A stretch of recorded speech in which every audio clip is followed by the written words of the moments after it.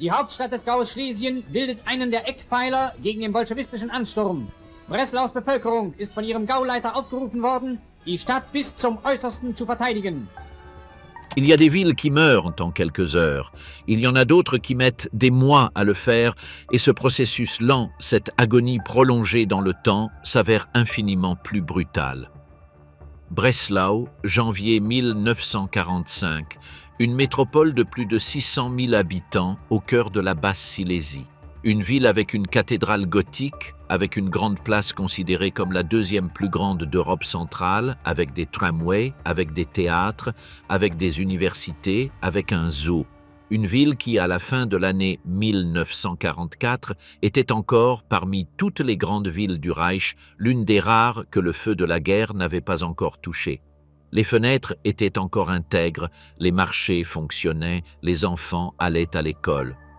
En 92 jours, tout cela a disparu. Ce que vous allez entendre n'est pas seulement l'histoire d'un siège militaire, c'est l'histoire d'une ville transformée en forteresse sur l'ordre d'un homme qui n'y a jamais vécu, défendu par des soldats qui savaient que personne ne viendrait les sauver, habitée par des civils que personne n'a évacués à temps et détruite avec une méticulosité que la guerre égale rarement. C'est l'histoire de la Festung Breslau, la dernière forteresse du Reich, et des 82 jours qu'elle a mis à se rendre, 2 jours avant que ne se termine la Seconde Guerre mondiale en Europe. Pour comprendre ce qui s'est passé à Breslau en 1945, il faut d'abord comprendre ce que Breslau était auparavant. La ville était établie sur les rives de l'Oder depuis le Xe siècle. C'était un carrefour de routes commerciales entre l'Occident germanique et l'Orient slave, entre la Baltique et la Méditerranée terrestre.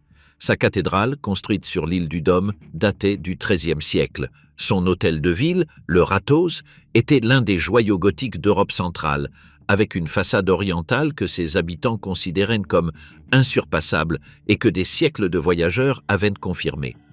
La place du marché, Der Ring, avec ses maisons colorées et ses arcades, était effectivement la deuxième plus grande du monde germanique après celle de Cracovie, avec plus de 200 mètres de long. Les ponts sur les bras de l'Oder la reliaient dans toutes les directions. En 1933, lorsque les nazis sont arrivés au pouvoir, Breslau comptait environ 600 000 habitants et était la 4e ou 5e plus grande ville du Reich. Elle possédait son propre aéroport, un réseau de tramways, plusieurs hôpitaux universitaires, une tradition industrielle significative dans la fabrication de machines et de matériel ferroviaire. L'usine Link-Hoffmann produisait des locomotives et des wagons qui circulaient dans toute l'Europe centrale. C'était une ville qui avait son propre poids. Ce que la guerre avait apporté jusqu'à ce moment-là, c'était surtout des réfugiés. À partir de 1943 et particulièrement en 1944, les bombardements alliés sur les villes de l'ouest de l'Allemagne, Cologne, Hambourg, Dresde, avaient jeté des dizaines de milliers de personnes vers l'est, vers des zones encore intactes. Breslau est devenue la destination de beaucoup d'entre elles. À la fin de 1944, la population avait augmenté jusqu'à frôler le million des enfants berlinois, des familles de Rhénanie, des mères avec des enfants qui avaient perdu leur maison dans les bombardements d'août. Tous sont arrivés en cherchant l'endroit le plus sûr du Reich. Ils l'ont trouvé juste à temps pour se retrouver piégés dans le pire de tous. Le 24 août 1944, Adolf Hitler a signé le décret qui déclarait Breslau Festung, forteresse, avec l'ordre de la défendre à tout prix. C'était une désignation qui s'est appliquée cette même année à des dizaines de villes de l'Est de l'Allemagne, Königsberg, Poznań, Memel, Küstrin. Le concept était simple dans son énoncé et catastrophique dans ses conséquences. Chaque ville déclarée forteresse devait retenir l'ennemi, fixer ses forces, gagner du temps pour une contre-offensive que le haut commandement allemand continuait de promettre, mais qui n'arriverait jamais. En pratique, chaque Festung était une condamnation à mort pour ceux qui restaient à l'intérieur. Mais en août 1944, le front de l'Est était encore en Pologne et Breslau, à plus de 350 km des lignes de combat, est resté pour la majorité de ses habitants un endroit relativement sûr. Les bombardements soviétiques de novembre 1941, qui avait tué environ une demi-douzaine de personnes lors d'une opération qui, compte tenu de la distance du front, fut considérée comme techniquement impressionnante, était la seule trace de la guerre sur la ville. Une demi-douzaine de morts en 3 ans. Les gens faisaient leurs courses, les tramways circulaient, les restaurants du centre servaient des dîners le dimanche. Et la Luftwaffe diffusait aussi des communiqués de victoire à la radio chaque soir. À l'aube du 12 janvier 1945, 4000 canons soviétiques ont ouvert le feu simultanément sur près de 500 km de front. La terre a tremblé. Le ciel à l'est de la Pologne s'est illuminé d'une lumière continue que les observateurs ont décrite comme une aube artificielle. Une aube qui n'apportait pas le jour, mais la destruction. À Breslau, à plus de 350 km du point de rupture initiale, il n'y avait pas encore d'alerte. Il y avait encore une vie normale. L'offensive Vistule-Oder a été conçue par le maréchal Georgi Zhukov et le maréchal Ivan Koniev pour percer les défenses allemandes en Pologne et projeter l'armée rouge directement vers le cœur du Reich. Ce n'était pas une offensive d'essai. C'était l'attaque finale, celle qui mènerait à Berlin. Les généraux soviétiques prévoyaient d'atteindre le fleuve Oder en 45 jours. Ils y sont parvenus en 11 jours. Le général Heinz Guderian, chef d'état-major de l'armée allemande à cette époque, avait averti Hitler à plusieurs reprises à l'automne 1944 que le front de l'Est était un château de cartes. Il a utilisé exactement ces mots. Hitler a répondu comme à son habitude, la forteresse tiendrait, les réserves arriveraient, la situation se stabiliserait. Le 12 janvier a prouvé qui avait raison. Le front ne s'est pas stabilisé. Le front s'est effondré. Les premiers à avancer furent les armées du premier front ukrainien sous le commandement de Koniev. Le lendemain, celles du troisième front biélorusse les ont rejointes et le 14 janvier, celles des premiers et deuxième fronts biélorusses. C'était le plus grand déploiement offensif soutenu de l'histoire militaire du XXe siècle jusqu'alors. Le groupe d'armée A allemand, sous le commandement du général d'armée Joseph Harpe, remplacé le 17 janvier par Ferdinand Schörner, a tenté de résister. Les chiffres ne collaient pas. Les lignes se sont fragmentées en quelques heures. Le 17 janvier, Varsovie est tombée. 5 ans et 4 mois d'occupation allemande ont pris fin en une journée. Le lendemain, Łódź et Cracovie ont été prises presque sans combat. Częstochowa est tombée le 16. Katowice le 27. Les colonnes blindées soviétiques avançaient à un rythme de 30-40 km par jour, roulant sur des routes qu'il aurait fallu des semaines pour parcourir dans des conditions normales. Les écrans d'arrière-garde allemands, qui tentaient de les freiner, duraient des heures, tout au plus une journée. Le correspondant de guerre Vassili Molinin, qui suivait l'avance du premier front ukrainien, a noté dans son journal que les soldats soviétiques pouvaient à peine croire à la vitesse à laquelle ils se déplaçaient. « Nous passons par des villes qui étaient allemandes hier et ne le sont plus aujourd'hui », a-t-il écrit. « Personne ne semble savoir où s'arrête la guerre. » Ościułki. Et Breslau ne faisait toujours pas évacuer ses civils. Le premier commandant militaire de la forteresse, le général d'artillerie Johannes Krause, avait alerté Hancke à l'automne 1944. Breslau n'avait pas de véritable défense. Si le front s'effondrait, la ville devrait être évacuée immédiatement. Il fallait faire sortir au moins 200 000 personnes avant que les soviétiques ne coupent les routes. Krause a été ignoré, puis il a été relevé de ses fonctions. À sa place est arrivé le général de brigade Hans von Alphen le 2 février 1945, nommé personnellement par Schörner, commandant du groupe d'armée Centre. Von Alphen était un officier du génie, méthodique et sans éclat particulier. Schörner voulait un commandement qui agisse avec énergie, mais qui ne conteste pas l'autorité politique de Hancke. Von Alphen a correspondu à ce profil pendant exactement 3 semaines. Pendant ce temps, le front continuait de s'approcher. Le 23 janvier, les Soviétiques ont pris Gross-Wartenberg, à un peu plus de 60 km de Breslau. Le 25, Oels est tombé à moins de 40 km. La route vers la ville était pratiquement ouverte. Dans la ville, la bénévole de la Croix-Rouge, Lena Aschner, qui travaillait à la gare centrale en gérant le flux de réfugiés arrivant de l'Est depuis le 17 janvier, a résumé ce qu'elle voyait dans une note que les historiens ont citée à plusieurs reprises. Breslau n'est pas une forteresse, elle est perdue. Tout le monde le sait. Tout le monde le savait. Et le Gauleiter Karl Hanke n'a toujours pas ordonné l'évacuation générale. Pour comprendre la Festung Breslau, il faut comprendre Karl Hanke, car sans lui, elle n'existe pas. Karl August Hanke est né le 24 août 1903 à Lauban, aujourd'hui Lubagne, en Pologne, fils d'un conducteur de locomotive. Il a grandi dans les quartiers ouvriers d'une petite ville industrielle. Il est devenu instituteur. Il a été renvoyé en 1931 pour ses activités au sein du parti nazi, auquel il avait adhéré le 1er novembre 1928 sous le numéro de carte 102 606. C'était un idéologue convaincu depuis sa jeunesse, avec l'énergie nerveuse de celui qui sait que son seul levier d'ascension sociale est la loyauté absolue envers la cause. Cette loyauté l'a mené à Berlin, et à Berlin, elle l'a mené à Joseph Goebbels. Hanke est devenu le secrétaire particulier du ministre de la propagande du Reich. C'était un homme de confiance, un exécutant efficace qui ne remettait pas en question les ordres. Goebbels lui a ouvert les portes.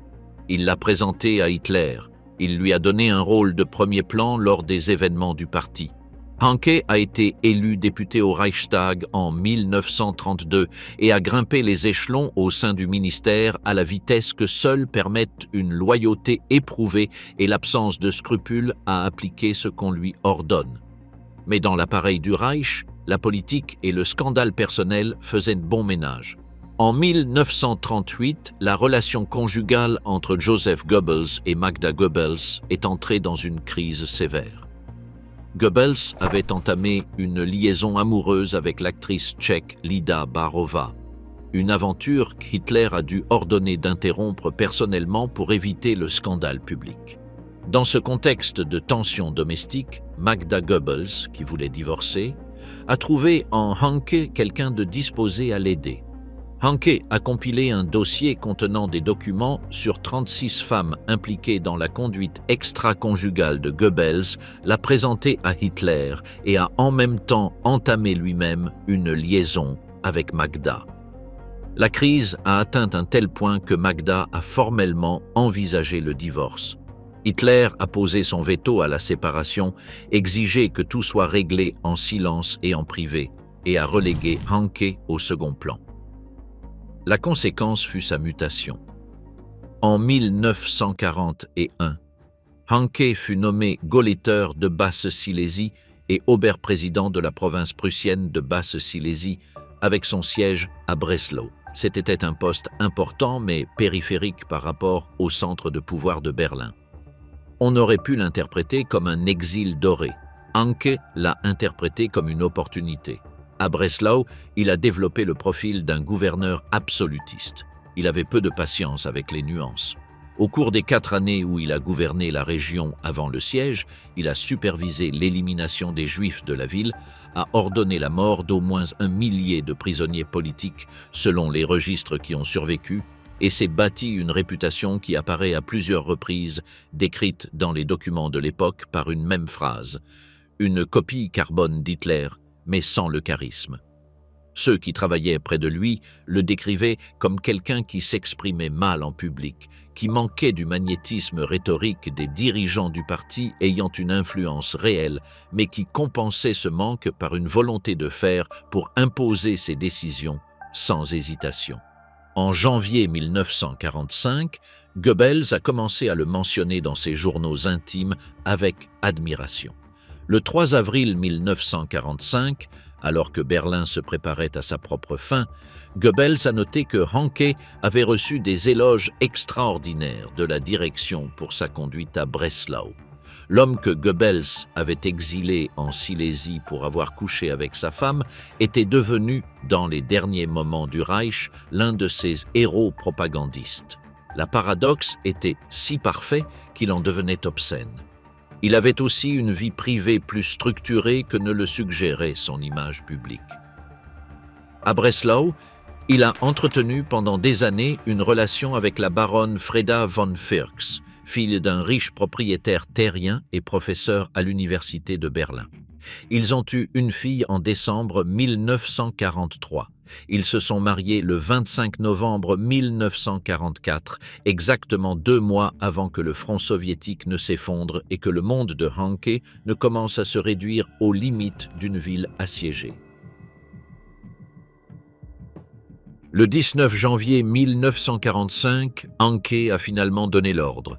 Les femmes et les enfants devaient quitter la ville à pied en direction d'Opperow et de Kantz, sans transport organisé, sans cuisine de campagne, sans approvisionnement systématique. La température extérieure cette nuit-là était comprise entre 15 et 20 degrés en dessous de zéro. Ce fut une catastrophe. Plus de 700 000 personnes ont tenté de quitter Breslau au cours des jours suivants. La grande majorité à pied. Ceux qui avaient des charrettes tirées par des chevaux les ont chargés de ce qu'ils pouvaient. Meubles, vêtements, photographies, les choses que les gens considèrent comme indispensables lorsqu'ils ont le temps de choisir. Et à mesure qu'ils avançaient sur les routes glacées de Silésie, ils ont abandonné ces objets, un par un, parce que le poids était insoutenable et que le froid épuisait plus vite que prévu. Les charrettes se vidaient. Les gens continuaient. Certains ne pouvaient pas continuer. Les thermos de lait chaud pour les bébés refroidissaient après quelques kilomètres. Les couvertures s'imbibaient de la neige qui tombait et ajoutaient du poids à l'épuisement. Les mères, qui avaient calculé la distance en termes raisonnables, 15 kilomètres jusqu'à la localité suivante dotée d'un abri, ont découvert que 15 kilomètres à 20 degrés en dessous de zéro, en tirant une charrette, en portant un enfant dans les bras, avec un autre agrippé à leur jupe, n'ont pas la même signification que sur une carte accrochée au mur d'un bureau. On estime qu'environ 100 000 personnes sont mortes pendant cette évacuation. Le chiffre exact est impossible à vérifier. Les corps sont restés dispersés sur les chemins et dans les fossés, congelés, et certains n'ont été retrouvés qu'au printemps, lorsque la fonte des neiges les a ramenés à la surface avec un niveau de détérioration que les équipes de nettoyage ont décrit dans leur rapport avec une froideur qui ne dissimulait pas l'horreur. Il y a eu un tronçon particulier, celui qui menait vers Kant, à environ 15 km au sud-ouest de Breslau, qui est resté marqué d'une manière spéciale dans les témoignages des survivants. Ce tronçon a reçu plus tard un nom, la marche de la mort des mères de Breslau. Environ 60 000 personnes ont tenté de le parcourir au cours des jours les plus froids. Selon les registres des équipes de nettoyage envoyées par la suite, environ 18 000 personnes sont mortes sur ce tronçon. 18 000 corps sur 15 km de route, plus de 1000 par kilomètre. Il existe le témoignage d'une jeune auxiliaire du Bund Deutscher Mädel, l'organisation féminine des jeunesses hitlériennes, qui voyageait avec un conducteur de camion âgé sur cette même route de nuit. Les phares du véhicule ont éclairé ce qui semblait être un obstacle sur la chaussée. Le conducteur lui a demandé de descendre pour le retirer. Elle a cru que c'était des poupées. Lorsqu'elle s'en est approchée, elle a compris que c'était des bébés. De jeunes enfants abandonnés au milieu du chemin par des parents qui ne pouvaient plus les porter et qui avaient pris la décision, au milieu du froid, de l'épuisement et du désespoir, de continuer seuls et d'espérer que quelqu'un ramasserait leurs enfants. Cette femme a survécu à la guerre. Elle a eu ses propres enfants et pendant des décennies, elle n'a pas pu avoir de poupées chez elle. Les mères qui cherchaient du lait pour leurs bébés dans les localités situées le long du chemin trouvaient parfois des vaches abandonnées dans des fermes vides. D'autres fois, elles trouvaient des fermes vides et rien d'autre. Les équipes de secours tardives envoyées par l'administration nazie sont arrivées lorsqu'il était déjà trop tard pour la plupart de ceux qui étaient tombés. Le couloir entre Breslau et Kant a été décrit plus tard par plusieurs survivants comme un chemin jalonné de biens personnels. D'abord des objets lourds, puis des vêtements supplémentaires, puis des photographies et des documents, puis les dernières choses, jusqu'à ce qu'il ne reste plus que ce que la personne portait sur elle au moment de sa mort. À l'intérieur de la ville, pendant que tout cela se passait, Hanke ordonnait de construire des barricades. La transformation de Breslau en ce que le parti appelait une forteresse inexpugnable fut un processus chaotique, forcé et brutalement destructeur pour ses propres habitants, bien avant que le premier soldat soviétique n'arrive. Les ordres étaient précis dans leur brutalité. Chaque rue devait devenir un obstacle, chaque bâtiment un point de résistance, chaque ressource disponible du matériel de défense. Les équipes de travail, composées de civils sous la contrainte des hommes recrutés dans les rues, chez eux, dans les abris, ont arraché des pavés et les ont empilés pour en faire des barricades. Les tramways ont été renversés et soudés sur place pour bloquer les grandes avenues. Les pierres tombales des cimetières, les troncs d'arbres des parcs, les cadres métalliques des fenêtres arrachés de façades entières, tout servait. Sur certaines places, des fossés anti-chars atteignant jusqu'à 6 mètres de large et 4 mètres de profondeur ont été creusés, renforcés par du béton et du fil de fer barbelé. Les ponts sur les canaux et sur l'Oder ont été minés avec des charges préparées pour être détonnées à distance. Les rez-de-chaussée des plus grands bâtiments ont été murés et transformés en fortins avec des meurtrières pour mitrailleuses orientées vers les rues principales. À l'automne 1944, des mois avant la fermeture de l'encerclement, plus de 100 000 personnes avaient déjà été mobilisées pour creuser des fossés anti-chars autour de la ville. Le fossé principal mesurait 6 mètres de large et 4 mètres de profondeur et s'étendait sur des kilomètres. Les officiers allemands qui supervisaient le travail, selon plusieurs témoignages recueillis plus tard, étaient sceptiques. L'un d'eux a commenté qu'il faudrait 30 minutes aux soviétiques pour le franchir, 30 minutes pour rire des défenses et 2 pour les traverser. Lorsque l'hiver est arrivé, le fossé s'est rempli de neige et les colonnes blindées soviétiques ont simplement roulé par-dessus.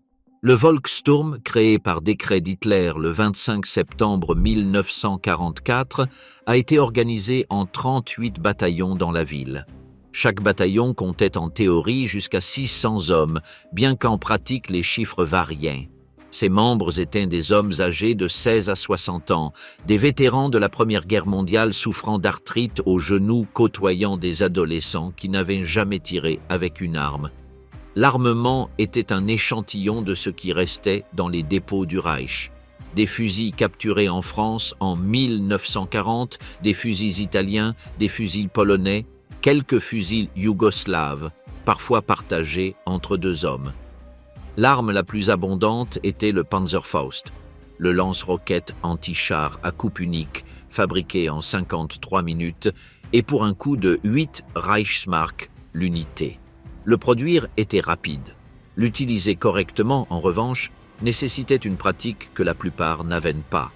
À cela s'ajoutaient, en janvier 1945, 50 véhicules Goliath, de petits chars téléguidés remplis d'explosifs et 18 canons anti-aériens Flak 36 de 88 mm qui pouvaient également être utilisés dans un rôle anti-char.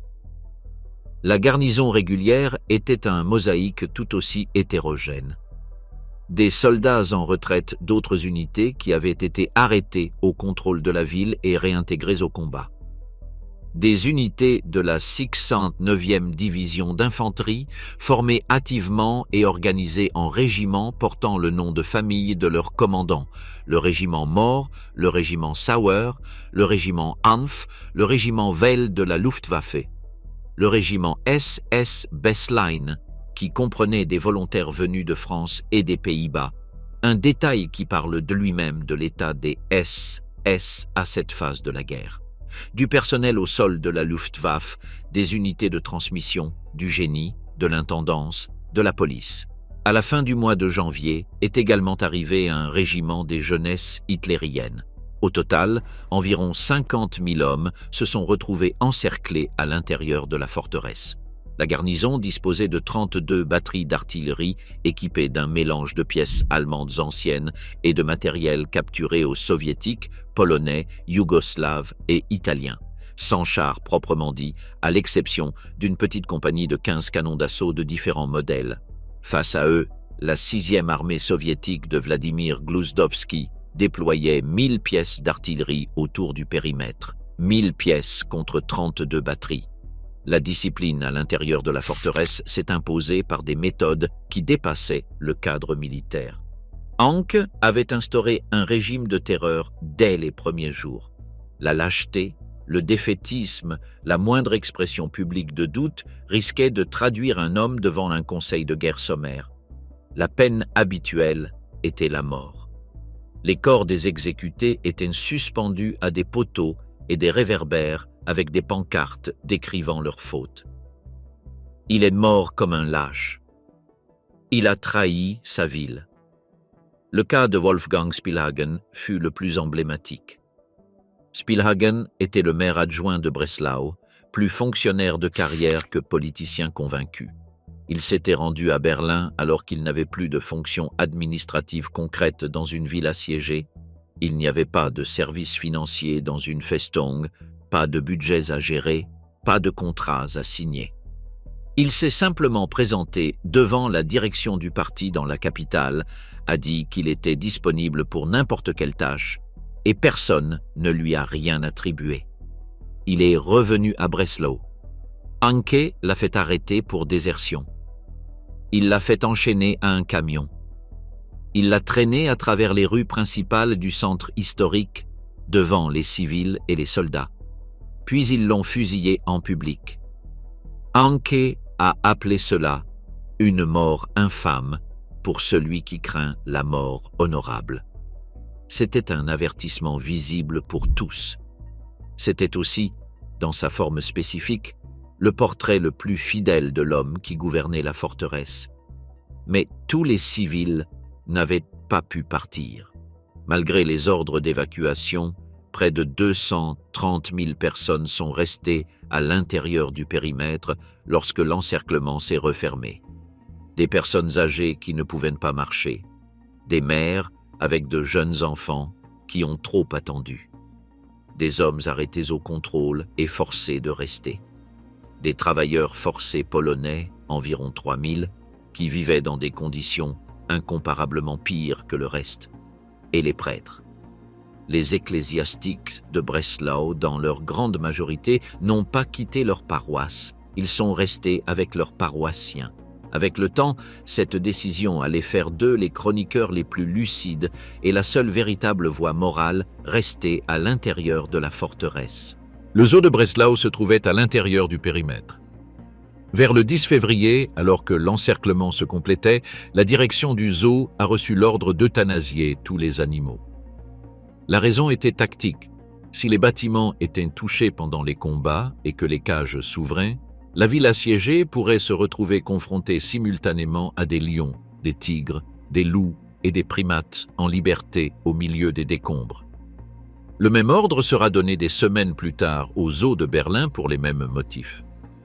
Le directeur du zoo, ou la personne qui a assumé cette responsabilité, a laissé un registre du processus d'euthanasie des animaux que les traducteurs ultérieurs ont décrit comme l'un des documents les plus difficiles à lire du siège, non pas en raison de sa longueur mais de son ton. Une liste de morts d'animaux, les unes après les autres, racontée avec la compulsion contenue de quelqu'un qui fait quelque chose dont il sait qu'il s'en souviendra toujours. Le 8 février 1945, Ivan Konev a ordonné le début de l'offensive de Basse-Silésie. L'objectif immédiat était d'encercler Breslau. L'objectif final était de libérer le premier front ukrainien pour poursuivre l'avance vers Berlin. Le plan était une tenaille.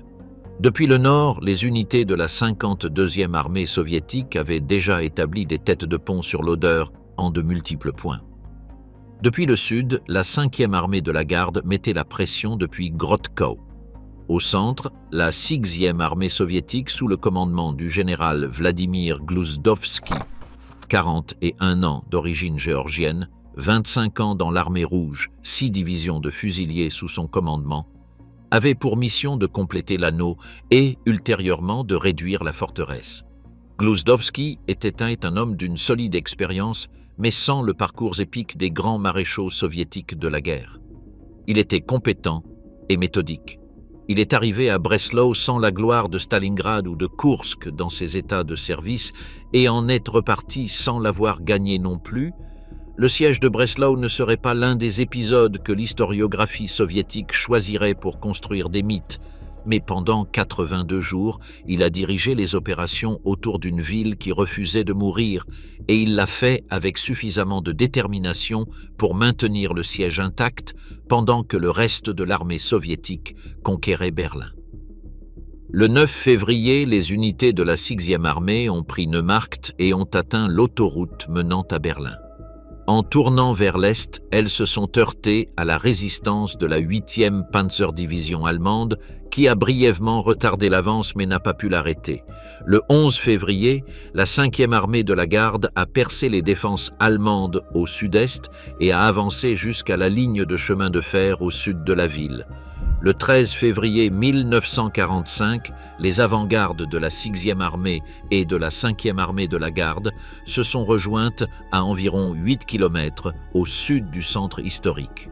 L'encerclement était complet. Le lendemain, les Allemands ont réussi à ouvrir un corridor temporaire. Il a duré quelques heures, avant que les Soviétiques ne le scellent définitivement. À partir du 14 février 1945, Breslau se retrouva complètement isolé. Le jour où le siège s'est refermé, le 13 février, était également l'anniversaire du bombardement de Dresde de l'année précédente. La coïncidence n'avait aucune signification militaire, mais certains survivants l'ont mentionné dans leurs témoignages ultérieurs, comme si la date portait un poids propre. Le seul lien avec l'extérieur passait par les airs. L'aérodrome de Gando, dans le nord-ouest de la ville, est devenu immédiatement le cœur logistique de la forteresse.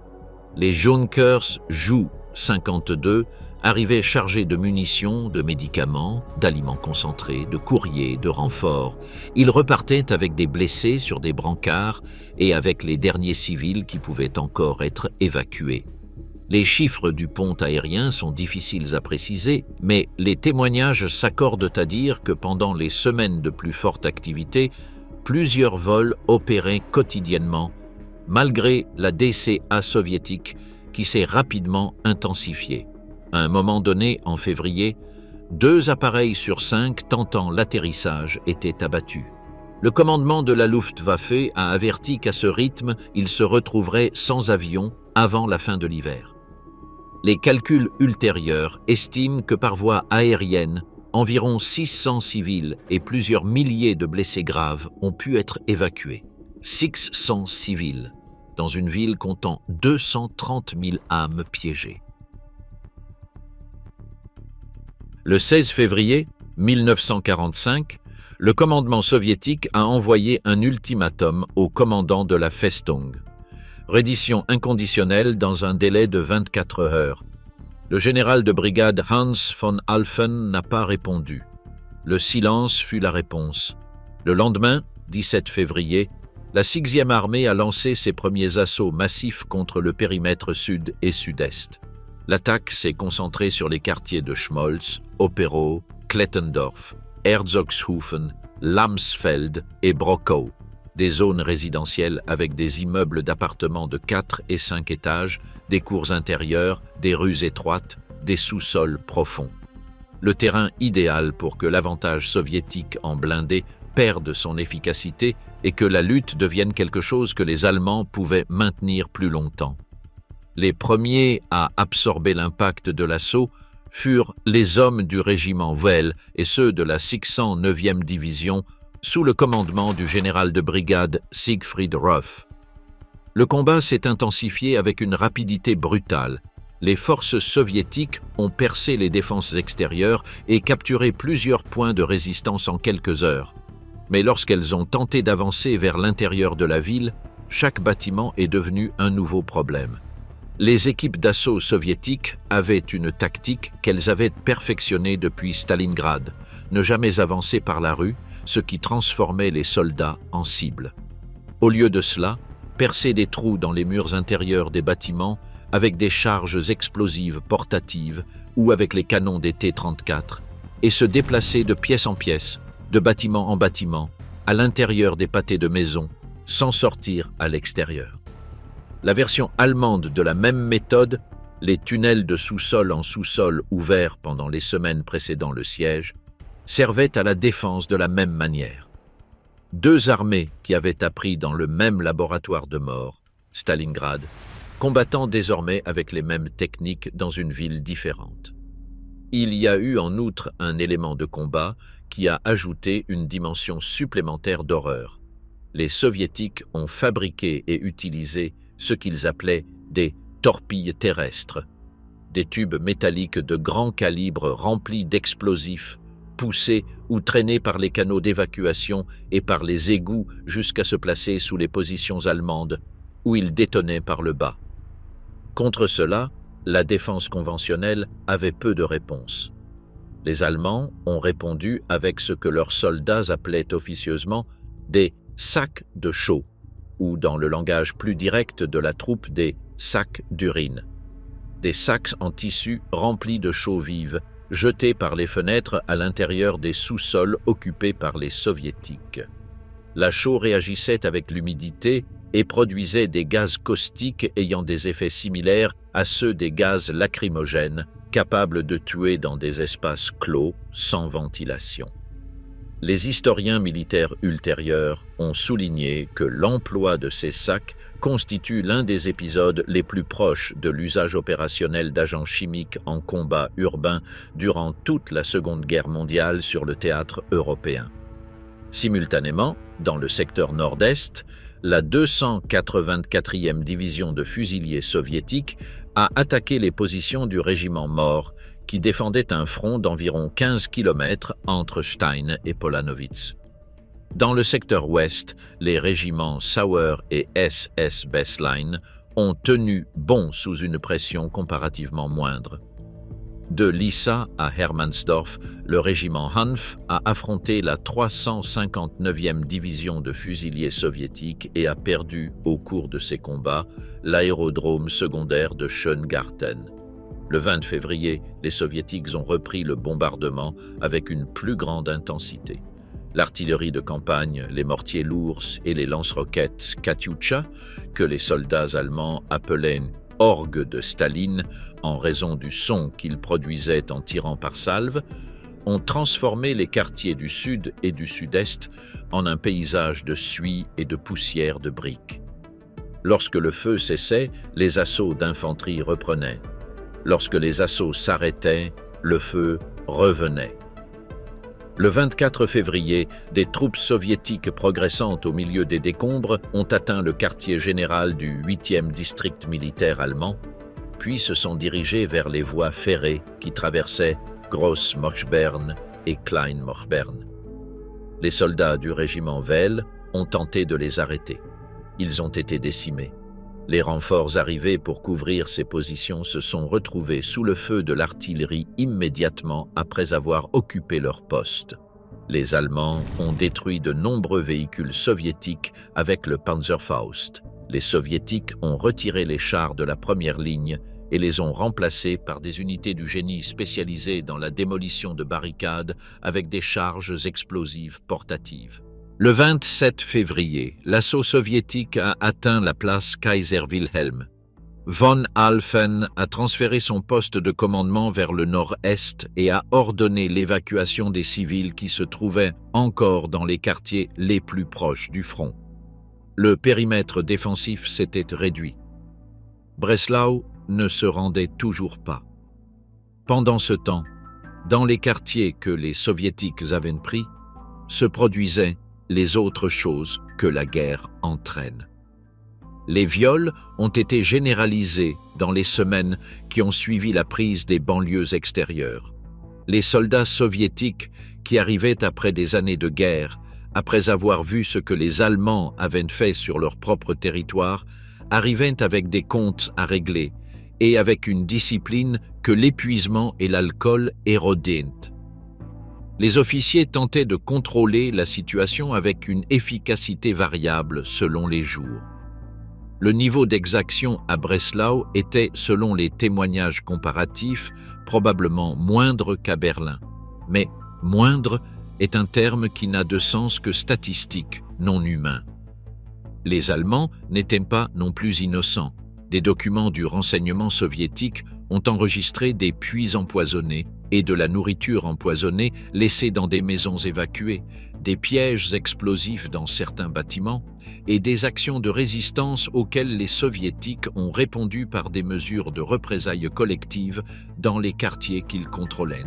Il y avait en ces jours-là quelque chose qui ressemblait à une routine étrange, discontinue, organisée autour de la survie immédiate.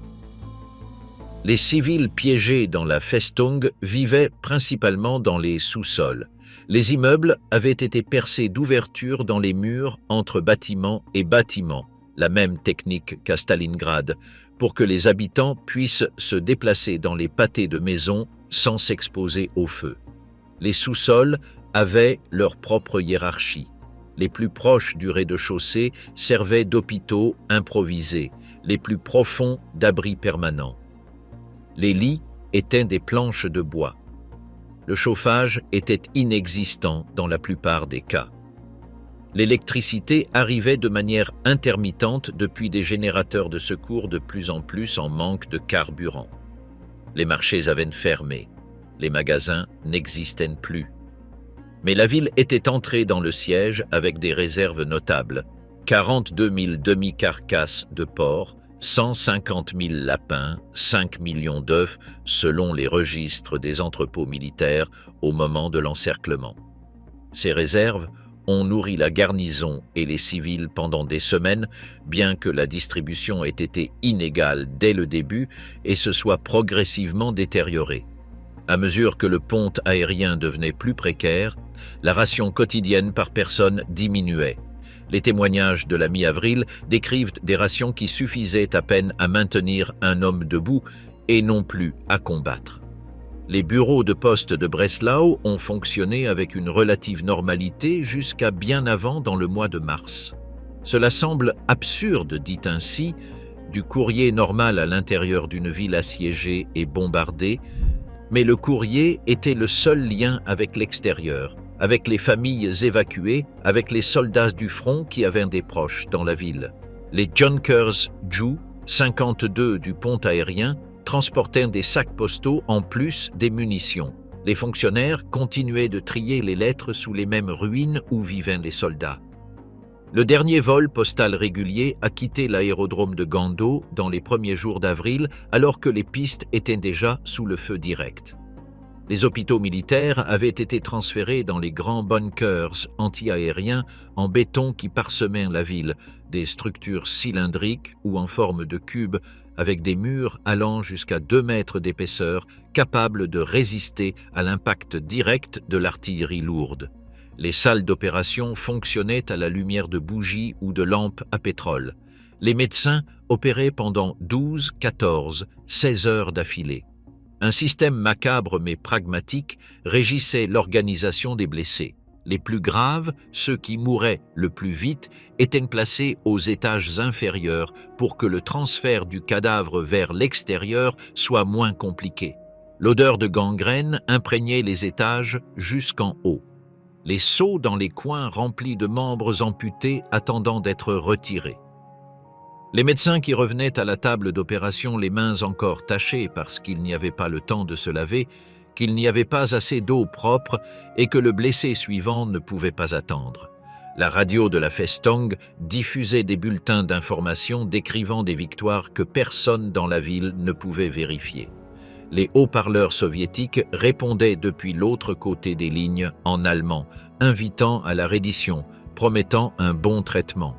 Une fois, les haut-parleurs soviétiques ont annoncé « Habitants de Breslau, l'heure de la libération est arrivée.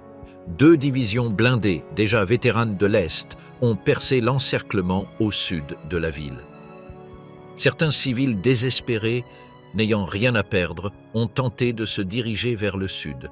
Ils sont tombés sous le feu de l'artillerie. La voix dans les haut-parleurs le savait depuis le début. Les haut-parleurs allemands répondaient aussi à leur manière. Wunderwaffe, des armes miraculeuses qui changeraient le cours de la guerre, des fusées V1 et V2 qui meurtriraient la volonté des Alliés, des réserves blindées qui briseraient le siège. Personne à l'intérieur de la forteresse ne croyait plus aux armes miraculeuses à la mi-février. Mais personne ne pouvait non plus le dire à voix haute. Le salut habituel entre les habitants de la Festung pendant ces mois-là n'était pas « Heil Hitler ». C'était « Bleib übrig », reste debout, survie. Ce changement d'une seule phrase résume tout. Les sous-sols ont également engendré leur propre dynamique sociale. Les longues nuits et la peur constante ont produit des relations qui, dans d'autres circonstances, n'auraient pas eu lieu. Il y a eu ce que les témoignages de l'époque appelaient des « fiancés de bunker », de jeunes femmes qui offraient leur compagnie en échange de nourriture ou de la protection d'un officier. Il existe des recoupements dans plusieurs témoignages, toujours mentionnés avec un mélange de compréhension et de jugement qui reflète l'ambiguïté morale de celui qui juge de l'extérieur une situation de survie extrême. En parallèle, les ecclésiastiques continuaient de célébrer la messe dans les églises endommagées lorsque les bâtiments le permettaient, et dans les cryptes et les sous-sols quand ce n'était pas le cas. Les fidèles qui assistaient à ces messes improvisées étaient, selon le curé Peikert, dans de nombreux cas des personnes qui n'avaient pas mis les pieds dans une église depuis des années. Les 3000 travailleurs forcés polonais à l'intérieur de la ville vivaient dans des conditions incomparablement pires. Leurs baraquements n'avaient pas de chauffage. Leurs rations étaient plus faibles. Ils n'avaient pas accès aux abris les mieux protégés. Lorsque les bâtiments où ils dormaient étaient détruits, la documentation disponible suggère que dans plusieurs cas, ils étaient simplement réaffectés ailleurs sans que personne ne fasse un décompte de ceux qui étaient morts dans l'effondrement. La surveillance à leur égard a diminué à mesure que la situation militaire se détériorait et vers la fin du siège, beaucoup se déplaçaient avec une relative liberté à l'intérieur du périmètre, bien que la liberté dans ce contexte signifiât partager le même encerclement, la même faim et le même feu d'artillerie que le reste. Il y avait également, dans la prison civile de Breslau, environ 250 personnes incarcérées pendant toute la durée du siège. Des prisonniers politiques pour la plupart, des hommes et des femmes arrêtés par le régime pour des motifs allant du sabotage organisé aux commentaires imprudents dans un bar sur la situation de la guerre. La prison continuait de fonctionner. Les gardiens restaient à leur poste. Les prisonniers restaient dans leurs cellules pendant que la ville brûlait dehors, sans savoir si leur prochaine menace serait une explosion ou une exécution. Certains ont été exécutés pendant le siège sur ordre de Hanke. Les registres survivants ne permettent pas de préciser combien. L'usine Link-Hoffmann, l'une des grandes installations de production de matériel ferroviaire de Breslau, continuait de fonctionner à l'intérieur de la forteresse pendant les premiers mois du siège. Ces ouvriers, combinant le matériel disponible dans les ateliers avec l'initiative urgente de celui qui sait que ce qu'il produit aujourd'hui peut faire la différence demain, ont construit pendant le siège un train blindé. Ce n'était pas un plan conçu des mois plus tôt, ils l'ont construit pendant que la ville brûlait autour d'eux. Le résultat fut un véhicule de combat formidable dans son contexte. 4 canons anti-aériens de 88 mm, les mêmes que la Wehrmacht avait utilisés depuis l'Afrique du Nord pour détruire des chars alliés, adaptés pour le tir horizontal. Plusieurs canons de 37 mm et de nombreux canons automatiques de 20 mm. Un équipage d'environ 100 hommes. Le train opérait sur un circuit le long des voies du sud-est de la ville, surgissant soudainement de derrière les bâtiments pour tirer sur les positions soviétiques et se retirant avant que l'artillerie ennemie ne puisse le localiser et riposter. Ces apparitions étaient imprévisibles dans le temps et l'espace, ce qui multipliait son effet psychologique sur les attaquants au-delà de ses dégâts matériels concrets. Son efficacité tactique fut réelle, mais le prix fut élevé. Un homme sur 3 parmi l'équipage est tombé pendant les mois de combat, un taux de perte supérieur à celui de la plupart des unités de la garnison. Les véhicules Goliath, 50 unités arrivées en janvier, ont connu un parcours plus irrégulier. C'étaient des chars téléguidés miniatures, d'à peine 1 mètre de haut, remplis d'explosifs, guidés par câbles jusqu'à la position à détruire. Techniquement intéressant, tactiquement capricieux. Le câble s'en mêlait, les mécanismes de direction tombaient en panne sous la boue et les décombres, et leur vitesse était si faible que les soldats soviétiques ont rapidement appris à les neutraliser en coupant le câble avant qu'ils n'arrivent. Il y a eu cependant au moins une opération documentée où 3 Goliaths ont été dirigés par les canaux de l'Oder vers un pont supportant le mouvement de troupes soviétiques. Tous les 3 ont atteint l'objectif et le pont a été détruit. Les troupes piégées sur la rive opposée ont été embusquées. Aux côtés du train blindé et des Goliaths, l'ingéniosité du désespoir a produit d'autres solutions. Les ingénieurs de la garnison ont adapté les grands bâtiments de la périphérie du centre historique pour les transformer en positions de tir avec des champs de tir prédéfinis. Chaque fenêtre donnant sur le sud ou le sud-est a été répertoriée comme position potentielle, numérotée sur les cartes du commandement avec des angles de tir établis au préalable. Lorsque les défenseurs se retiraient d'un pâté de maison sous la pression soviétique, ils le faisaient généralement en faisant exploser ou en incendiant les positions qu'ils abandonnaient pour que le bâtiment conquis devienne un obstacle plutôt qu'un point d'appui pour l'attaquant. L'artillerie soviétique qui encerclait Breslau était énorme en volume, mais se heurtait au problème que toute artillerie lourde rencontre en combat urbain. Lorsque les lignes sont à 20 mètres de distance, tirer sur l'ennemi implique fréquemment de tirer aussi sur les siens. Les Soviétiques ont appris, comme à Stalingrad, que les unités d'assaut du génie dotées de charges explosives portatives, de lance-flammes et de grenades à main étaient plus efficaces à l'échelle d'un bâtiment que les chars T-34 qui se retrouvaient piégés dans les rues étroites et devenaient des cibles statiques pour les Panzerfaust allemands. Selon le récit d'un soldat soviétique de la 359e division de fusiliers cité dans des recherches ultérieures, la tactique de progression à l'intérieur des pâtés de maison, non pas par la rue, mais à travers les murs, mettait plus de temps à faire gagner du terrain, mais mettait beaucoup moins de temps à faire subir des pertes. Pour les premiers jours de mars 1945, le périmètre défensif de la Festung Breslau s'était réduit mais restait substantiel. Les Allemands défendaient une ligne qui courait approximativement d'Ottwitz jusqu'aux environs de Grebchen. Le front s'était stabilisé d'une manière qu'aucun des deux camps n'attendait. Le général d'armée Ferdinand Schörner, commandant du groupe d'armée Centre, était arrivé à la conclusion que von Alphen n'était pas l'homme approprié pour la forteresse. Schörner était connu au sein de l'armée allemande comme l'un des commandants les plus impitoyables envers ses subordonnés.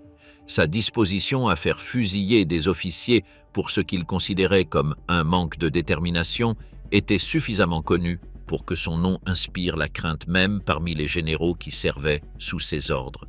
Il a fait valoir que la défense de Breslau nécessitait un commandement plus agressif. Von Alphen, dans ses mémoires écrits après la guerre, affirmera que sa destitution était principalement due aux conflits avec Ranke, avec qui les tensions avaient été permanentes. Il est probable que les deux raisons étaient vraies et se renforçaient mutuellement. Le 6 mars 1945, un avion a atterri à Breslau avec Hermann Niehoff à son bord. Il avait 51 ans et était un officier d'infanterie, compétent sans éclat particulier dans aucun sens, ni brillant ni désastreux. Il a pris le commandement officiel le 8 mars. Il a hérité d'une situation qui n'avait pas de solution tactique. Il le savait. Ses options étaient de résister le plus longtemps possible ou de capituler. Hanke le ferait fusiller s'il capitulait. Alors il a résisté. Pour le 8 mars, la ligne défensive courait d'Ottwitz à Grebchen, à environ 4 km au sud du centre historique. Entre cette ligne et la place du marché, il y avait des quartiers d'appartements, des églises, des parcs, des hôpitaux et plus de 100 000 civils vivant dans des sous-sols. Entre le 19 et le 25 mars, les 22e et 64e corps soviétiques ont lancé une série d'attaques de pénétration en profondeur. L'objectif était de percer le périmètre d'un coup et d'atteindre le centre historique. Les Allemands l'ont empêché, mais le coût fut élevé. Durant ces jours, le train blindé a déployé son plus grand niveau d'activité et les unités de parachutistes des capitaines Trotz et Skau ont été employées comme force de réaction rapide dans les points les plus compromis.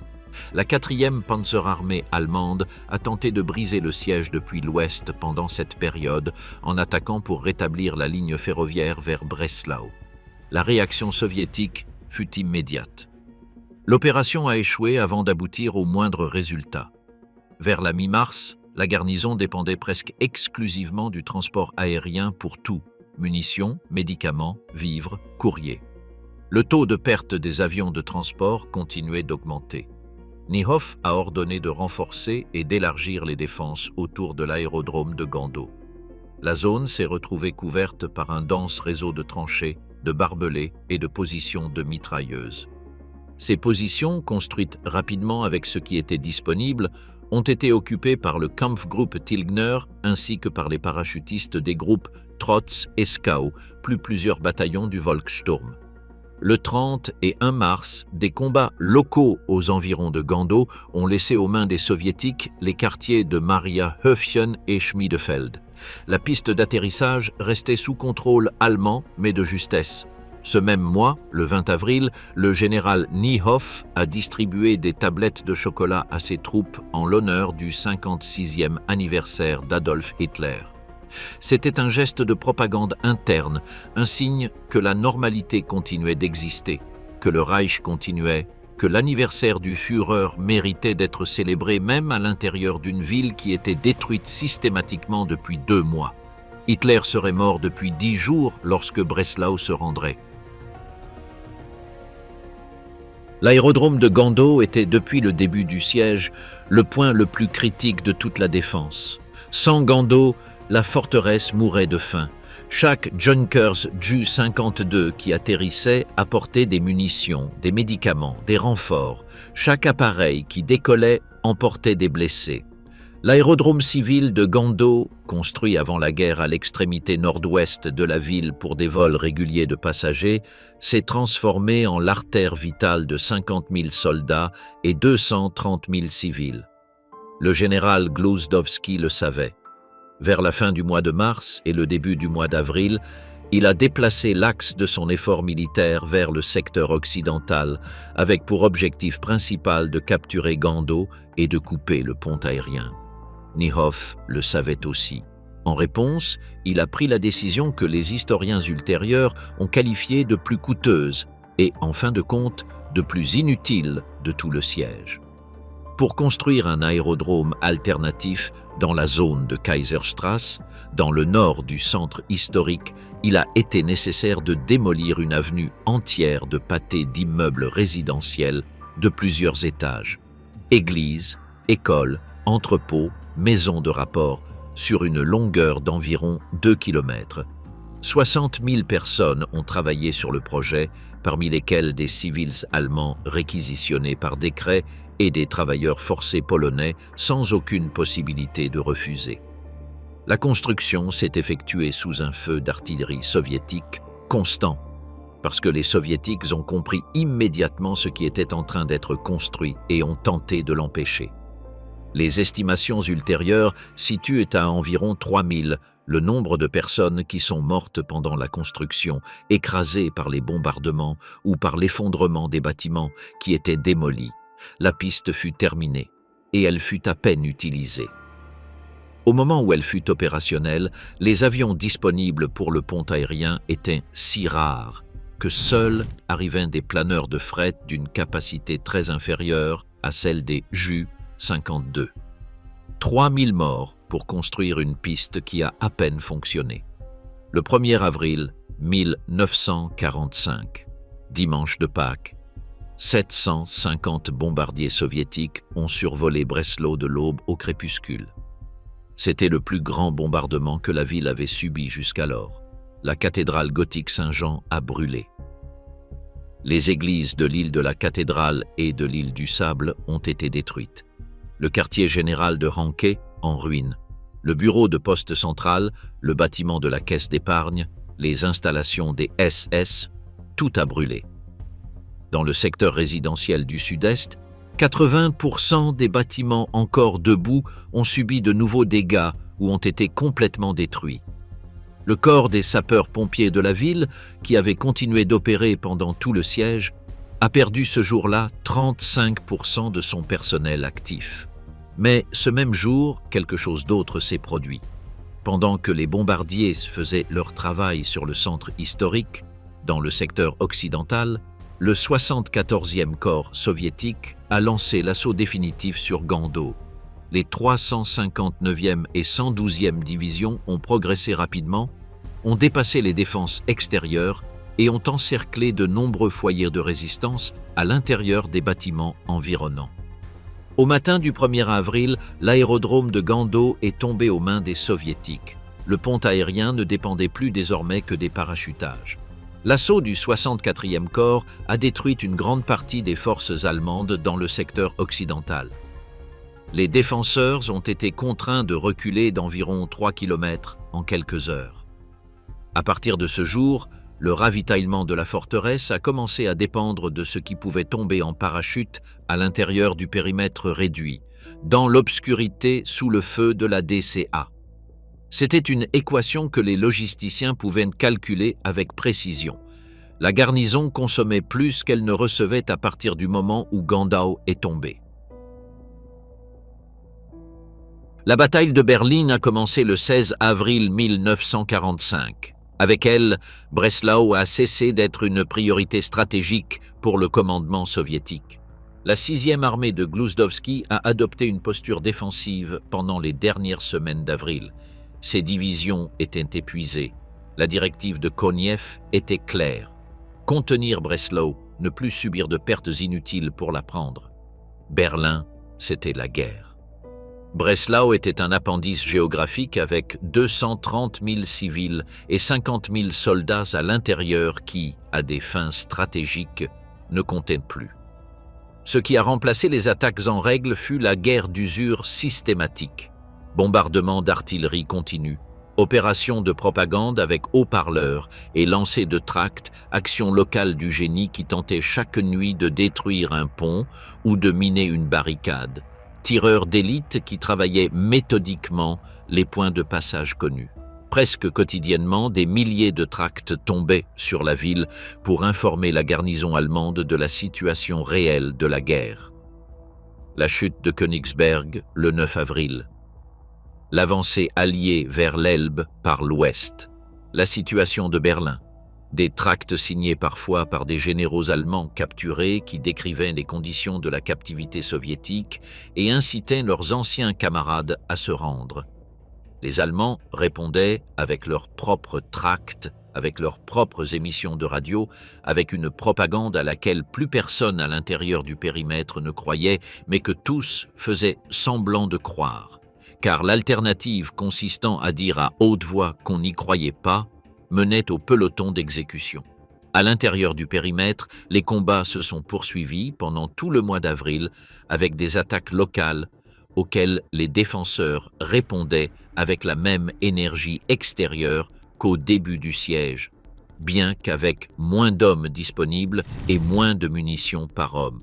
À la mi-avril sont arrivés les derniers renforts d'une importance quelconque.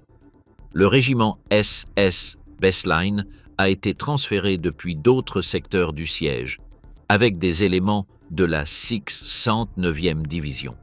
Anke a ordonné que tout homme capable de porter une arme soit envoyé en première ligne.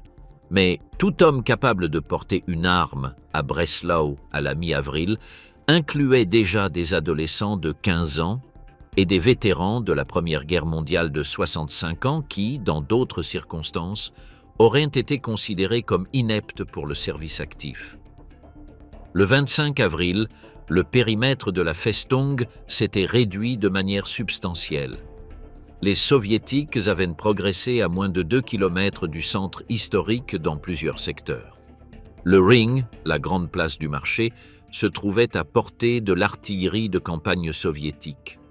Certaines nuits, les citoyens qui dormaient dans les sous-sols du centre historique pouvaient entendre le bruit des explosions, non pas comme un tonnerre lointain, mais comme des coups directs sur le sol qui se ressentaient physiquement à travers les murs. Le 29 avril 1945, Adolf Hitler a signé son testament politique dans le bunker sous la chancellerie du Reich. Il y nommait Karl Hanke Reichsführer SS, le rang le plus élevé des SS, successeurs de Himmler, qui avait tenté de négocier pour son propre compte avec les alliés occidentaux et était tombé en disgrâce. C'était une désignation sur le papier, au milieu de l'effondrement total, qui attribuait à Hanke le rang le plus élevé de l'appareil des SS dans les dernières heures d'un régime qui avait les heures comptées. Hanke a reçu la nouvelle à Breslau le 5 mai. Il passait des semaines à l'intérieur de la forteresse, à superviser des exécutions, à envoyer des messages patriotiques à la garnison, à se faire photographier avec le Volkssturm pour les dernières émissions de la radio de la Festung. 2 jours après avoir reçu sa nomination comme Reichsführer SS, Hanke a abandonné la ville. Le 4 mai 1945, le Berlin soviétique était déjà depuis 4 jours sous drapeau rouge. À Breslau, les haut-parleurs soviétiques diffusaient depuis l'aube un message en allemand. La guerre était terminée. Les conditions de reddition étaient favorables. La vie des soldats et le traitement correct des prisonniers étaient garantis. Ce même matin, une délégation formée par 4 représentants des églises de Breslau s'est présentée au quartier général de la Festung. Le pasteur Ernst Hornig, le docteur Konrad, l'évêque Joseph Fersch et le chanoine Joseph Kramer. C'étaient les hommes qui avaient célébré la messe dans des églises à moitié détruites, enterré leurs paroissiens dans les parcs, écouté les confessions de soldats qui savaient qu'ils allaient mourir, écrit dans leurs journaux les choses qu'ils ne pouvaient pas dire à voix haute. C'étaient les seuls qui, à l'intérieur de la Festung, avaient maintenu une perspective qui ne dépendait ni des ordres de Hanke ni des consignes du parti. Leur demande était claire.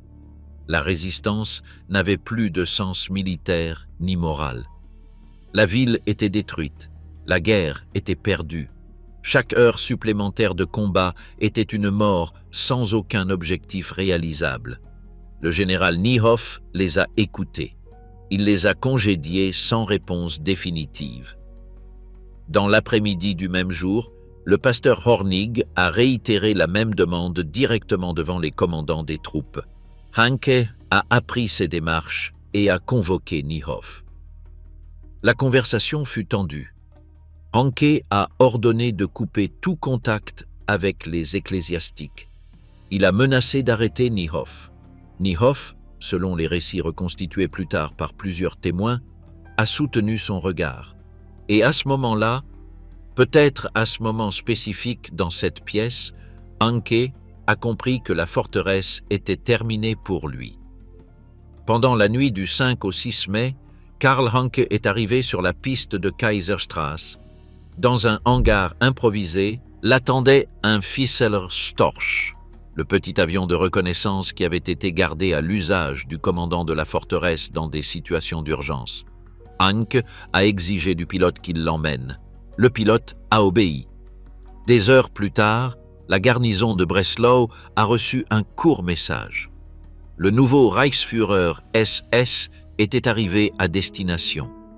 Il n'y avait pas d'avis préalable, pas d'explication, pas d'adieu.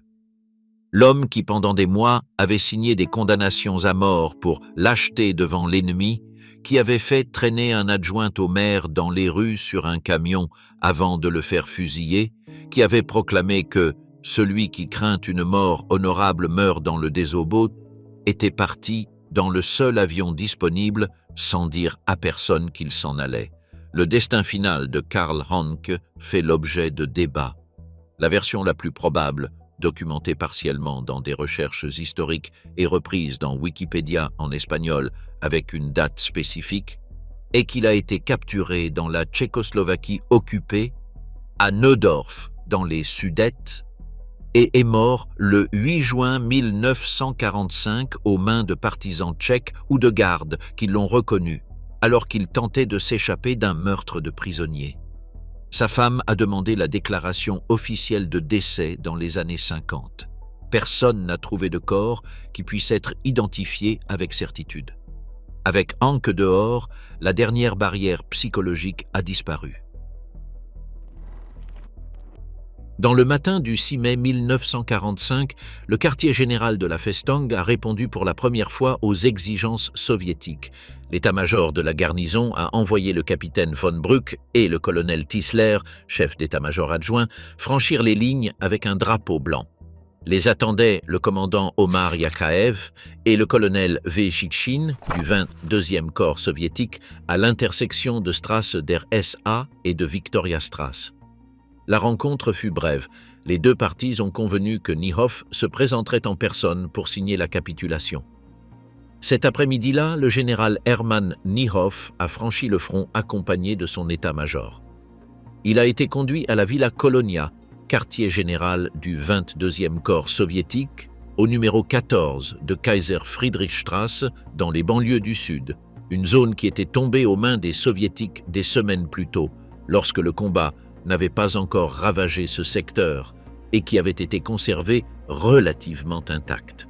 La villa était une résidence bourgeoise d'avant-guerre, avec jardin, avec des meubles qui restaient à leur place, avec des fenêtres qui avaient encore des vitres. Un décor invraisemblable après 82 jours à l'intérieur de la Festung.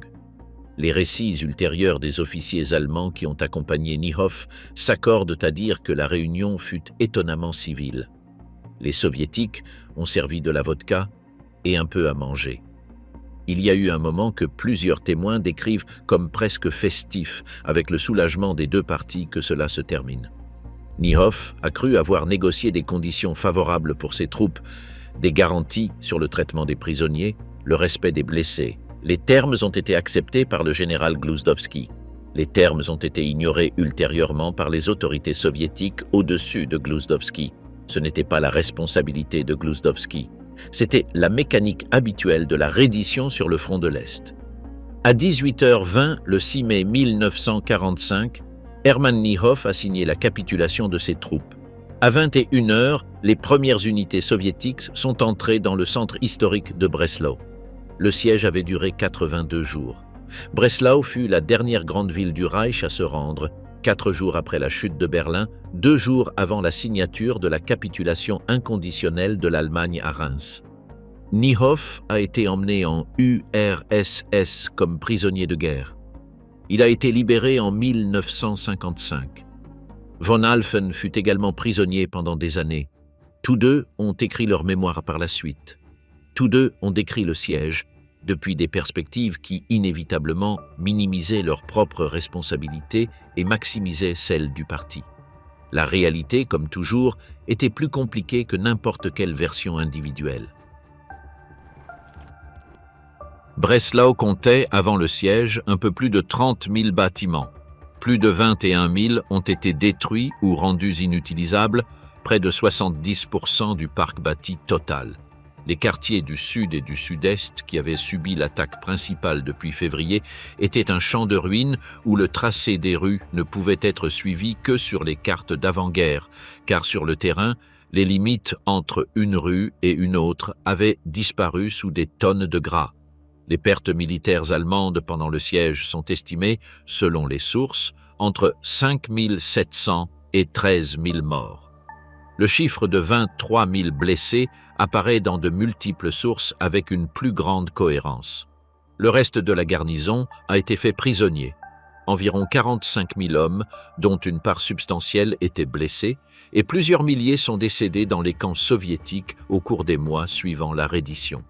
Les pertes soviétiques sont difficiles à établir avec une précision définitive. Les documents déclassifiés après la guerre froide pointent vers des chiffres oscillant entre 30 et 1 000 et plus de 60 000 pertes totales, morts et blessés, durant les 82 jours du siège. Pour une opération que le commandement soviétique considérait comme secondaire, le coût a été extraordinairement élevé. La 6e armée de Gluzdovski était arrivée à Breslau avec 6 divisions de fusiliers. Elle en a perdu plus de la moitié en raison des pertes cumulées. Les pertes civiles constituent le chiffre le plus difficile à préciser. Les estimations varient de manière significative selon la source et la méthodologie employée. Certaines études parlent de 30 000 morts au sein de la population civile pendant le siège proprement dit. D'autres, s'appuyant sur les registres ecclésiastiques partiellement conservés et sur les rapports des équipes de nettoyage d'après-combat, situent le chiffre jusqu'à 80 000 civils morts à l'intérieur du périmètre durant les 82 jours. Si l'on ajoute à cela les morts survenus pendant l'évacuation de janvier, avec une estimation de 18 000 pour le seul tronçon vers Kant, et un total estimé à près de 100 000 pour l'ensemble de l'évacuation de la ville, le coût humain civil de la période janvier-mai 1945 à Breslau se mesure en centaines de milliers de vies. C'étaient des personnes qui, en décembre 1944, vivaient dans une ville intacte. Des personnes qui, dans leur immense majorité, n'avaient pris aucune décision de guerre et que l'on a forcé à payer le prix de celles prises par d'autres. Un rapport élaboré au cours de l'été 1945 par des fonctionnaires de l'administration saxonne a établi les pourcentages de responsabilité dans la destruction. 33% des dégâts totaux ont été causés par les bombardements d'artillerie soviétique. Un autre 33% par les incendies, y compris ceux du second incendie de mai. Et les 34% restants ont été causés par les défenseurs allemands eux-mêmes. Les démolitions pour créer des champs de tir, la construction de la piste de la Kaiserstrasse, les barricades élevées avec des matériaux des bâtiments environnants, les bâtiments brûlés délibérément en se retirant pour priver l'ennemi de position. La Festung Breslau a détruit Breslau. C'est l'équation que le rapport établit avec une froideur bureaucratique plus éloquente que n'importe quel jugement explicite. Le grand archive documentaire du siège est l'œuvre d'un homme dont le nom a été ignoré par l'histoire générale, mais qui est simplement irremplaçable dans les cercles de recherche sur le sujet.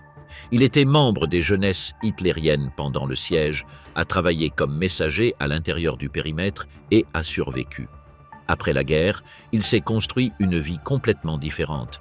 Il est devenu botaniste, a travaillé dans la recherche végétale et a enseigné dans une université. Mais au milieu des années 1980, alors qu'il était déjà âgé, il a commencé à rassembler systématiquement tout ce qu'il trouvait sur la bataille. Journaux intimes, lettres, photographies, témoignages de survivants, cartes militaires des deux camps, articles de presse, communiqués de guerre. L'archive qu'il a constituée au cours de 20 ans occupe 12 000 pages réparties en 14 volumes et contient 14 000 documents. Pour tout chercheur souhaitant comprendre ce qui s'est passé dans chaque quartier de Breslau à chaque date du siège, cette archive est indispensable. Un ensemble complet peut coûter entre 300 et 1000 livres sterling sur le marché de l'occasion. Il pèse considérablement lourd. Le prêtre Paul Peikert était, en janvier 1945, curé de la paroisse Saint-Maurice à Breslau depuis 1932. Il avait 60 ans lorsque le siège s'est refermé. Ses carnets de notes, écrits au crayon et conservés dans les sous-sols de l'église, constituent le témoignage le plus complet depuis l'intérieur selon la perspective civile. Ce ne sont pas des documents d'analyse stratégique. C'est la description d'un homme qui, chaque matin entre 6h30 et 8h, sortait enterrer quiconque était mort pendant la nuit, parce que c'était la seule heure où les canons se taisaient. C'est la description de la manière dont ces paroissiens ont disparu nom par nom, semaine après semaine, jusqu'à ce qu'à la fin du siège, ceux qui restaient soient les survivants d'une communauté qui avait été décimée. Peikert est mort en 1949, 4 ans après le siège. Ses mémoires ont été publiées en polonais sous le titre « Festung Breslau in den Berichten eines Pfarrers » et sont devenues l'une des sources primaires fondamentales de l'historiographie sur le siège. Le journaliste de guerre soviétique Vassili Moliny était le correspondant principal de la 6e armée pendant le siège. Son journal, dont Richard Hargreaves a tiré de larges extraits dans son livre Breslau 1945, Hitler's Last Fortress, offre une perspective que les documents allemands ne peuvent fournir, comment les soviétiques percevaient la résistance, comment était décrite entre les soldats de l'armée rouge la ténacité des défenseurs, quelles étaient les conditions des troupes d'attaque au cours de l'hiver 1945. Ces annotations sont, à plusieurs reprises, plus honnêtes sur les failles et les souffrances de son propre camp que les récits officiels. Les archives soviétiques sur le siège, inaccessibles pendant des décennies, ont commencé à être déclassifiées et traduites en polonais au cours des 2 dernières décennies. Un processus que les chercheurs travaillant sur le sujet continuent d'exploiter. Roger Moorhouse et Norman Davies ont accordé à Breslau une place centrale dans leur ouvrage Microcosme, une analyse de l'histoire de la ville à travers les siècles comme étude de cas des transformations politiques et identitaires de l'Europe centrale. La description du siège dans ses premières pages a été, selon Hargreaves lui-même lors d'entretiens publics, l'un des déclencheurs de son propre travail sur le sujet. La ville que les soldats soviétiques ont parcourue dans la nuit du 6 mai 1945 était à peine reconnaissable pour quiconque l'aurait connue en 1939. Le cœur historique avait survécu dans un meilleur état relatif que les quartiers du Sud, mais il était endommagé, taché de suie, vidé de ses habitants. Les statues restaient debout sur Der Ring, la grande place du marché. Les façades des principaux bâtiments demeuraient debout, bien que marquées par la mitraille et les trous de balles. Dans les banlieues du Sud, qui avaient été le théâtre principal des combats depuis février, les immeubles d'habitation qui formaient en janvier des quartiers résidentiels animés n'étaient plus que des murs isolés sur des monticules de gratte avec les cadres des fenêtres vides tournés vers un ciel qui ne contenait plus de fumée. Le 11 mai, 5 jours après la reddition, s'est produit ce que les historiens appellent le second incendie de Breslau. Les troupes soviétiques ont accédé aux entrepôts de vin et de bière qui avaient survécu au siège. Ce qui a suivi fut un incendie qui s'est étendu pendant des jours, alimenté par l'alcool déversé et par une ville qui était essentiellement du combustible, du bois exposé, des poutres de toit brisées, des décombres de bois que le siège avait laissés empilés partout.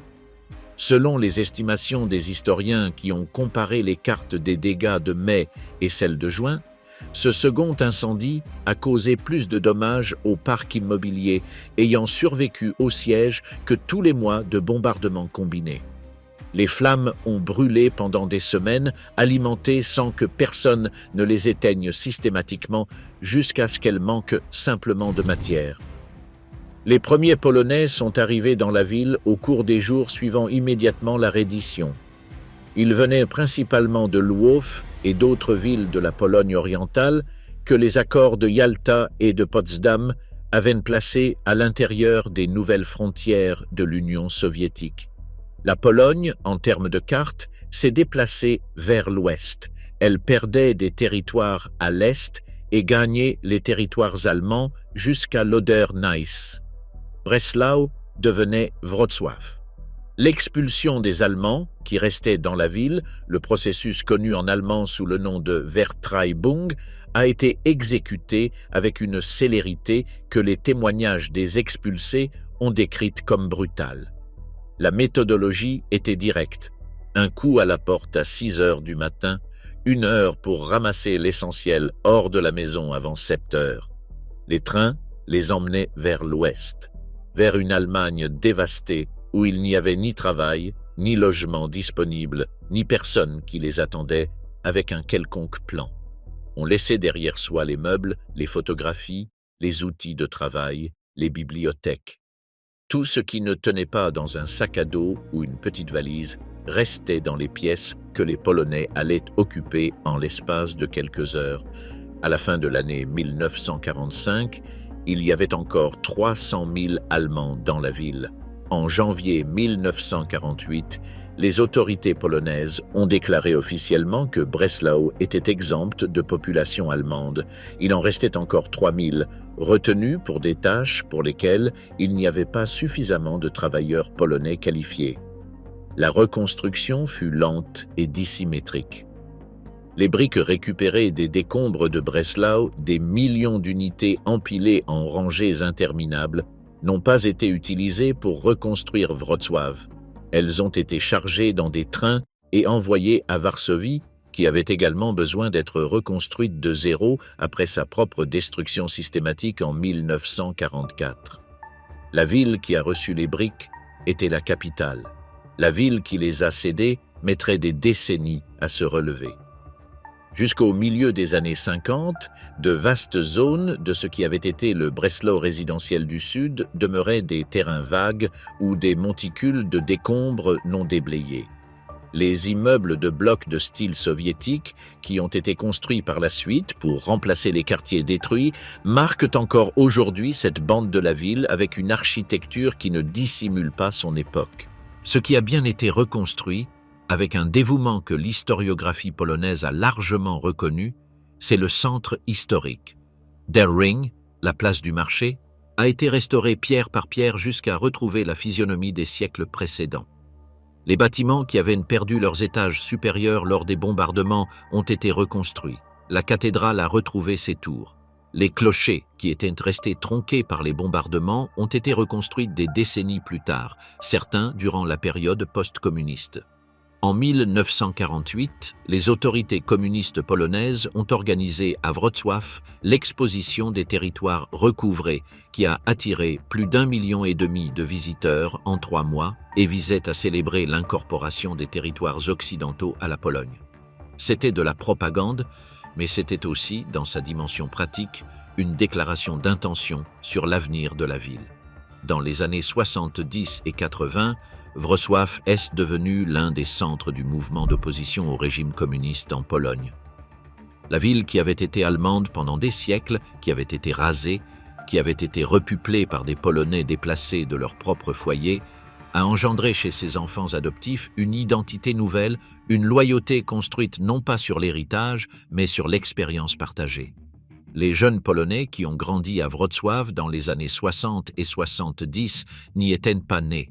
Leurs parents non plus. Mais la ville leur appartenait de la seule manière dont les villes finissent par appartenir à quelqu'un, parce qu'ils avaient décidé de rester. Quiconque visite Wrocław aujourd'hui découvre une ville universitaire, dynamique, dotée de l'une des populations les plus jeunes de Pologne. Les tramways circulent à nouveau dans des rues qui, en 1945, étaient bloquées par les tramways renversés de la garnison. La place du marché, reconstruite, est l'un des plus beaux espaces urbains d'Europe centrale, avec des cafés sous les arcades et des touristes qui photographient les bâtiments gothiques colorés. Sous le parc Szczytnicki, où à l'après-guerre, on a enterré des corps dans les zones qui n'atteignaient pas les cimetières, il y a des racines d'arbres qui poussent entre des strates que les archéologues n'ont aucun intérêt à fouiller. Le bunker sous l'ancien bâtiment de la Luisenkirche, d'où von Alphen et Niehoff ont dirigé la bataille durant ces dernières semaines avant de transférer le commandement, a été partiellement restauré. La dernière fois qu'il a été documenté par des visiteurs extérieurs, une partie de ces galeries servait de local nocturne thématique soviétique. L'histoire a ses propres formes d'ironie. L'ancien aérodrome de Gando, pour lequel des milliers de personnes ont combattu et sont mortes durant la première semaine d'avril 1945, est aujourd'hui une zone verte et un parc d'exposition au nord-ouest de la ville. Sur ce qui fut la piste de la Kaiserstraße, construite avec les décombres des bâtiments démolis et avec 3000 morts enterrés symboliquement dans les fondations de son histoire, s'étendent aujourd'hui des avenues du Wrocław moderne. Breslau fut la dernière grande ville du Reich à se rendre. Elle a résisté quand Vienne était déjà tombée. Elle a résisté quand Berlin agonisait dans ses dernières heures. Elle a résisté 2 jours de plus que la fin de la guerre en Europe. Ce fait, cette résistance jusqu'à la dernière seconde, n'a pas été un acte de courage collectif spontané. Ce fut le résultat d'un système qui exécutait ses propres civils pour avoir brandi un drapeau blanc qui a abandonné 700 000 personnes dans le froid de janvier sans transport ni vivret, qui a construit une piste d'atterrissage avec de la main-d'œuvre forcée sous le bombardement ennemi pour que l'homme qui avait ordonné sa construction l'utilise pour s'enfuir dans le seul avion disponible.